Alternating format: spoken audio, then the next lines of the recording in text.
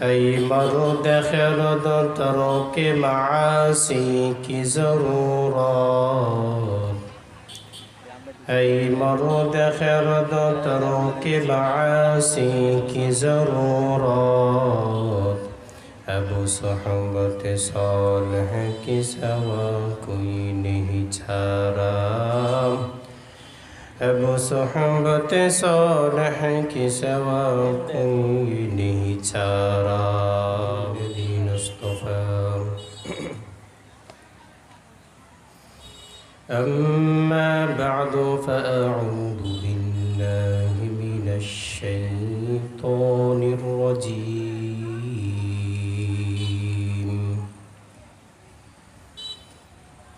بسم الله الرحمن الرحيم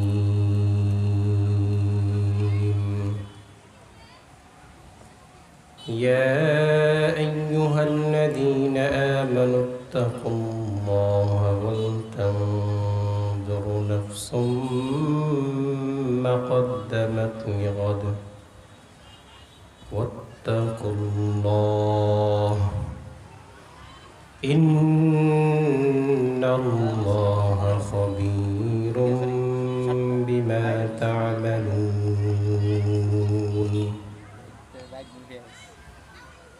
وقال النبي صلى الله عليه وسلم يا معاذ اتق الله حيثما كنت صدق الله مولانا العظيم وصدق رسوله النبي الكريم ونحن على ذلك من الشاهدين والشاكرين والذاكرين والحمد لله رب العالمين نگاہ مومن سے تو بدل جاتی ہے تقدیر نگاہ مومن سے تو بدل جاتی ہے تقدیر یہ بندہ کی قوت نہیں قدرت کا اشارہ اے بندہ کی قوت نہیں قدرت کا اشارہ اے مرد خرد ترک معاصی کی ضرورت اے مرد خرد ترک معاصی کی ضرورت ابو صحبت صالح کی سوا کوئی نہیں چھارا ابو صحبت صالح کی سوا کوئی نہیں چھارا আলহামদুলিল্লাহ সমগ্র সমবেত দিন প্রিয় ইসলাম প্রিয় দিনদার ইমানদার মুমিন মুসলিম ভাইরা বুড়া বাবারা যুবক ভাইয়েরা বিশ্বজগতের মালিক বিশ্ব প্রতিপালক দরবারে কালেমত শুকর যে মহান রব্বুল আলামিন অত্যন্ত দয়া করে মায়া করে ভালোবেসে রহমতি বরকতি দুনিয়ার উত্তম স্থান কোরআন হাদিসের আলোচনার মাহফিলে আল্লাহ জাল্লা শাহ আমাদেরকে আসার বসার তৌফিক দান করেছেন এই জন্য মালিকের দরবারে কালেমত শুকর গুজার হয়ে শুকরিয়া আদায় করি কালেমত শুকর পড়ি জবান ছেড়ে ভক্তি পরে মহাব্বতের সাথে উচ্চকণ্ঠে শুকর বিল্লাহ আলহামদুলিল্লাহ মাস্টারটা বানায় মুহতারাম হাজিরিন আজ বিশেষ করে এই এলাকার যুবকরা এই আয়োজন করেছেন এখন আমরা যদি এটাকে গুরুত্ব না দেই নিজ মেহমানদেরকে নিয়ে ব্যস্ত থাকি আল্লাহর কাছে জবাবদাহি করতে হবে যুবকরা যদি আজ গান বাজনা আয়োজন করতেন তখন কি অবস্থা হতো কল্যাণের ব্যবস্থা করেছেন অতএব এটাকে আমরা গুরুত্ব দিই মুহতারাম হাজিরিন আমি আপনাদের সম্মুখে সূরাতুল হাশরের 18 নং আয়াত তেলাওয়াত করেছি তেলাওয়াতে আল্লাহ রাব্বুল আলামিন তিনি তিনটা কথা বলেছেন একটা কথা দুইবার বলে তাকরার করেছেন অর্থাৎ আল্লাহ রাব্বুল আলামিন এই আয়াতে মোট 4টি কথা বলেছেন এক নম্বরে আল্লাহ তাআলা বলতেছেন ইয়া আইয়ুহাল্লাযীনা আমানুত্তাকুল্লাহ, হে মুমিন বান্দারা, তোমরা আল্লাহকে দেখে দেখে ভয় করো, তোমরা আল্লাহকে ভয় করো। যে ভয় করার ব্যাখ্যা নবীজি সাল্লাল্লাহু আলাইহি সাল্লাম হাদিসে দিয়েছেন। নবীর একজন সাহাবী ছিলেন, নবীর প্রিয় সাহাবী মুআজ ইবনে জাবাল। মুআজ ইবনে জাবালকে নবীজি সাল্লাল্লাহু আলাইহি সাল্লাম বলতেছেন, ইয়া মুআজ ইত্তাকিল্লাহ হাইসুমা কুনতা, হে মুআজ, তুমি যখন যে অবস্থায় থাকো না কেন, তুমি আল্লাহর ভয় তাকওয়া তোমার সঙ্গে রাখো, যখন যে অবস্থায় থাকো না কেন। মুআজ, তুমি রাতের অন্ধকারে আছো, চার দেওয়ালের ভিতরে, এমন অবস্থায় তুমি আল্লাহকে ভয় করো।